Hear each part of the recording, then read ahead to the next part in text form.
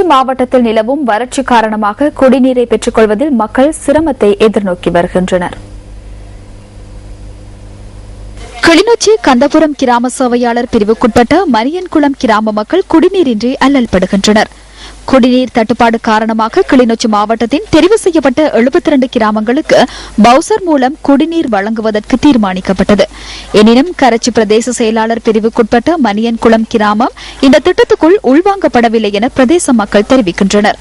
வீட்டில் தண்ணி இல்லை, வந்து தண்ணி நாங்கள் குடி தண்ணி இருக்கு, பயிரதுகள் அப்படி உதவிக்கு ஒரு தருமே இல்லை. நாங்கள் 2 பேருமே இயலாதாக்கள், கணவருக்கு இயலாது, பால் ஒழுத்துனா அதை விட ஒரு வண்டில் இல்லாட்டிக்கும் சிலவளை சைக்கிளில் தான் தண்ணி இழுக்கிறது. குடிநீரை பெற்றுக் கொள்வதற்கு நீண்ட தூரம் நடந்து செல்ல வேண்டியுள்ளதாக இப்பிரதேச மக்கள் குறிப்பிடுகின்றனர். ஒரு தருமே எங்களுக்கு உதவி செய்யறதில்ல, நாங்கள் தான் இங்கே வந்து இழுத்து கொண்டு போகிறோம். நாங்கள் தண்ணி 4 வருஷமா இங்கே தான் இருந்து தண்ணி இழுக்கிறோம். எங்கள்கிட்ட இங்கே ஒன்றும் வச்சு ஒன்றும் செய்யறதில்லை. கிளிநொச்சி மாவட்டத்துக்கு பவுசர் மூலம் குடிநீர் வழங்குவதாக அறிவிக்கப்பட்டுள்ள போதிலும் தமது கிராமம் தொடர்பில் அதிகாரிகள் கவனம் செலுத்தவில்லை என இவர்கள் குறிப்பிடுகின்றனர். தமக்கு குடிநீரை பெற்றுத் தருவதற்கு அதிகாரிகள் உரிய நடவடிக்கை எடுக்க வேண்டும் என இப்பிரதேச மக்கள் வேண்டுகோள் விடுக்கின்றனர்.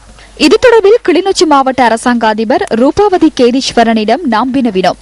குடிநீர் தட்டுப்பாடு நிலவும் கிராமங்களுக்கு குடிநீரை பெற்றுக் கொடுக்க நடவடிக்கை எடுப்பதாக மாவட்ட அரசாங்க அதிபர் குறிப்பிட்டார். உங்கள் வாழ்க்கை எங்கள் செய்தி.